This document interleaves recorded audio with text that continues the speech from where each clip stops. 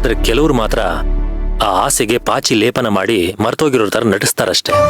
ನಿಮ್ಮ ಪ್ರೇಮ ಪ್ರಲಾಪನ ಕೇಳೋದಕ್ಕೆ ನಾನು ಫೋನ್ ಮಾಡಿಲ್ಲ. ಅಜ್ಜಿ ಹೇಗಿದ್ದಾರೆ, ಅವ್ರು ಯಾಕೆ ನನ್ನ ಫೋನ್ನ ರಿಸೀವ್ ಮಾಡ್ತಿಲ್ಲ, ಅವ್ರ ಆರೋಗ್ಯ ಹೇಗಿದೆ ಅಂತ ಕೇಳೋಣ ಅಂತ ನಾನು ಫೋನ್ ಮಾಡಿದೆ.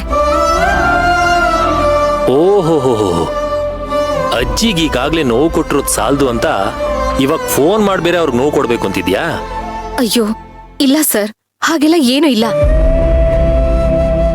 ಇಲ್ಲಿಗೆ ಪ್ರಿಯಾ ಬಂದಿದ್ಲು. ಅವಳು ಅಜ್ಜಿಗೆ ತುಂಬಾ ಹುಷಾರಿಲ್ಲ, ಅವ್ರು ನಿನ್ ಬಗ್ಗೆನೇ ತುಂಬಾ ಯೋಚನೆ ಮಾಡ್ತಿದ್ದಾರೆ ಅಂತ ಹೇಳ್ಬಿಟ್ಟು ಹೋದ್ಲು. ಅದಕ್ಕೆ ಒಂದ್ಸಲ ಅವ್ರ ಜೊತೆ ಮಾತಾಡ್ಬೇಕು ಅನಿಸ್ತು, ಅದಕ್ಕೆ ಫೋನ್ ಮಾಡಿದೆ. ನಿನ್ ಮನೆ ಬಿಟ್ಟು ಹೋದಾಗಿಂದ ಅವ್ರ ರೂಮಿಂದ ಆಚೆನೆ ಬಂದಿಲ್ಲ. ಅವ್ರ ಜೀವಂತವಾಗಿ ಆಚೆ ಬರಬೇಕು ಅಂದ್ರೆ ನೀನು ವಾಪಸ್ ಬಂದು ನನ್ನ ಜೊತೆ ಸಂಸಾರ ಮಾಡಬೇಕು. ಇಲ್ಲ ಅಂದ್ರೆ ನನ್ನ ಹೆಣ ಬರುತ್ತೆ ಅಂತ ಹಠ ಹಿಡಿದು ಕೂತಿದ್ದಾರೆ. ಅದೇ ಚಿಂತೆಲೆ ಕೊರಗಿ ಅವ್ರಿಗೆ ಜ್ವರ ಬಂದಿದೆ. ಒಂದಗಳ ಅನ್ನನೂ ತಿಂದಿಲ್ಲ, ನೀರು ಕುಡ್ದಿಲ್ಲ, ನರಳ್ತಾ ಇದ್ದಾರೆ ಸೇವಂತಿ.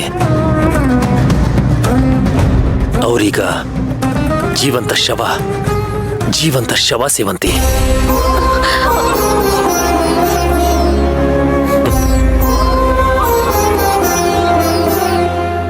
ಅವ್ರ ಕೊನೆ ಗಳಿಗೆಯಲ್ಲಿ ಒಳ್ಳೆ ಬಹುಮಾನ ಸಿಕ್ತು ನಿನ್ನಿಂದ.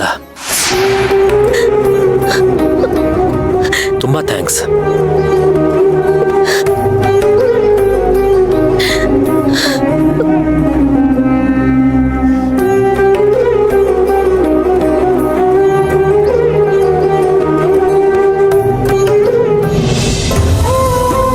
ನಿನ್ನ ತಪ್ಪಿಲ್ದೇ ಇದ್ರು